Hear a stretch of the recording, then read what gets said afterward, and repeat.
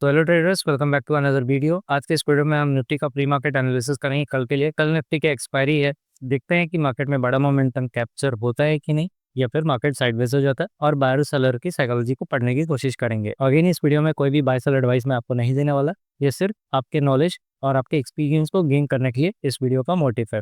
सबसे पहले one day के डेली टाइम फ्रेम से एनालिसिस करना शुरू करेंगे। डेली टाइम फ्रेम में आपको देखने मिलेगा कि आज मार्केट ने अपनी क्लोजिंग कहाँ पे की है, 24,750 के साइकोलॉजिकल लेवल पे की है। इसके पीछे का कल का मार्केट अगर आप देखोगे तो उसमें जो कैंडल बनी है, ठीक है, उसमें कैसा कैंडल बना है, उसमें एक स्पिनिंग टॉप कैंडल बना है, जिसको न्यूट्रल कैंडल या फिर इनडिसीजन कैंडल भी बोलते हैं। अब इस कैंडल को, ये सेकंड ट्रेड की कैंडल के पीछे एक बड़ा साइकोलॉजी है कि इसके हाई प्राइस और इसके लो प्राइस को हम मार्क करते हैं। और जिस तरफ ऊपर साइड कोई कैंडल अगर क्लोजिंग करती है या फिर नीचे साइड अगर कोई कैंडल क्लोजिंग करती है, तो हम उस डायरेक्शन की तरफ ट्रेड लेते हैं। बट आज के दिन में अगर आप देखोगे तो मार्केट की जो रेड कैंडल बनी, वो इसके लो प्राइस को ब्रेक करने में अनकेपेबल रही।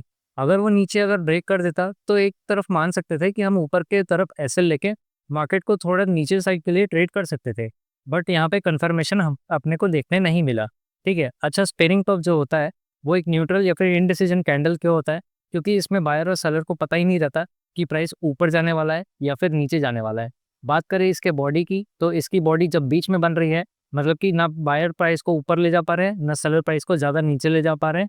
ठीक है, एक हद तक कुछ हाई प्राइस बनाए, एक हद तक कुछ नीचे का लो प्राइस बनाए। बट अगेन मार्केट की जो क्लोजिंग हो जाती है वो कहाँ पे हो जाती है? क्लोजिंग यहाँ पे हो जाती है, ओपनिंग यहाँ पास हो जाती है, बॉडी कुछ बीच में बन जाती है। कैंडल की जो विक्स होती है वो इतनी लॉन्ग जब बनती है, दैट मीन्स वहाँ पर जो बायर और सेलर का स्ट्रेंथ है, ठीक है, ना बायर ज़्यादा एग्रेसिव हो पा रहा है, ना सेलर ज़्यादा प्राइस को नीचे ले जा पा रहे हैं।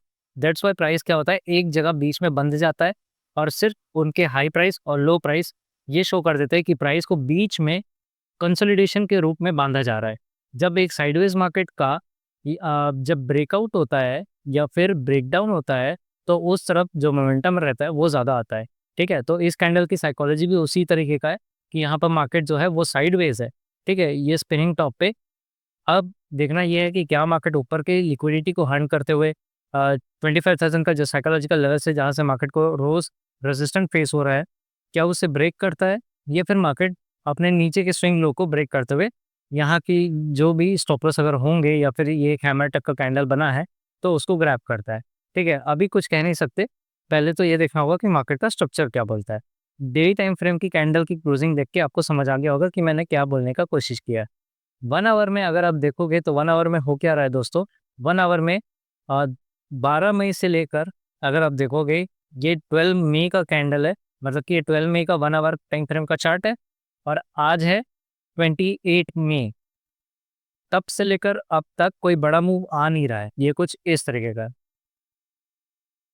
यहाँ पे 24,500 का साइकोलॉजिकल लेवल है, ऊपर में 25,000 का साइकोलॉजिकल लेवल है।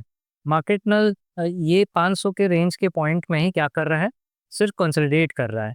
मार्केट ना 25,000 के ऊपर सस्टेन कर पा रहा है, ना 24,500 के नीचे डाउन ट्रेंड की ओर शिफ्ट कर रहा है। ठीक है, तो मैंने क्या बोला था कि वन डे की जो डेली टाइम फ्रेम की कैंडल है उसको देख के यही समझ में आ रहा है, जो मार्केट है वो एक जगह पे होल्ड कर रहा है। और यहीं पे 1 आवर के टाइम फ्रेम में आप स्ट्रक्चर देख सकते हो कि मार्केट में जो अभी तक जो भी ट्रेड बनाए जा रहे हैं, उसमें ज़्यादा ना अपसाइड की ओर ट्रेड बनाए जा रहे हैं, डाउन साइड की तरफ ट्रेड बनाए जा रहे हैं। वहाँ पर सिर्फ जो ऑपरेटर्स हैं या फिर बड़े लोग हैं, वो प्राइस को एक जगह रोक के रखने में सक्षम है। ठीक है, वो प्राइस को एक रेंज में कंसोलिडेट या फिर मार्केट में साइडवेज रखने की कोशिश करा रहे हैं। ठीक है, अब 15 मिनट के टाइम फ्रेम में चलेंगे और यहाँ पर अपने सपोर्ट रेजिस्टेंस को मार्क करेंगे।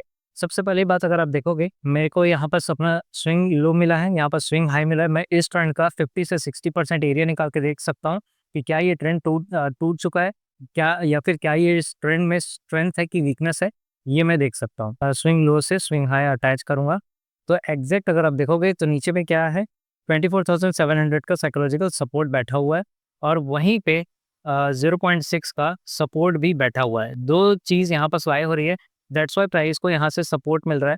और प्राइस जो है वो आज भी इसी रेंज के अंदर ही क्लोज किया है।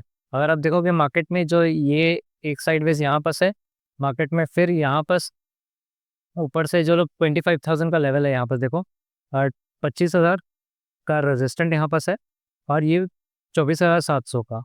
और यहाँ पास क्या है 24,850 का है।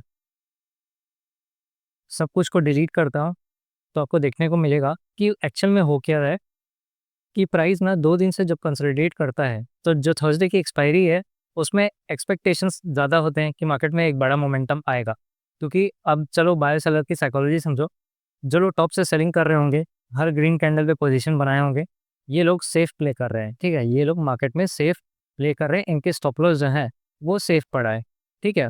अब क्या हो रहा है कि आज इस रेड कैंडल पे भी कुछ सेलिंग के क्वांटिटीज़ को ऐड किया होगा, ठीक है? और यहाँ पास भी ये कौन सा लेवल है देखो, 24,800 का साइकोलॉजिकल लेवल है, ठीक है? ये यहाँ रेजिस्टेंट पे भी कुछ क्वांटिटीज़ को सेकंड हाफ में ऐड कराया होगा। साथ ही नीचे साइड में अगर आप देखोगे तो नीचे साइड में भी अगर आप देखोगे तो एक ज़ोन बना के मैं दिखाऊँ, यहाँ पास आपको एक अच्छा खासा सपोर्ट एरिया देखने मिलेगा। अब इतने सारे लेवल हो गए सर, समझ नहीं आ रहा है कि करना क्या है, ठीक है? ये तो लेवल को मार्किंग करने का तरीका था। अब सबको हटाते हैं और बेसिकली अब ट्रेड किस तरह बनाना है ये देखते हैं। सबसे पहले मार्क करो 24,850 का लेवल जो टॉप पे रेजिस्टेंट है। क्यों है? यहाँ से सेल पोजीशन, यहाँ से सेल पोजीशन, ओके? इसलिए इसे हम रेजिस्टेंट मानेंगे। हमने देखा है कि यहाँ पर सपोर्ट है 24,700 का, साथ ही 0.6 का फेब रिट्रेसमेंट का सपोर्ट यहाँ पर बैठा हुआ है। अब अगर कल को फर्स्ट आवर में मार्केट नीचे क्लोज होता है, ठीक है?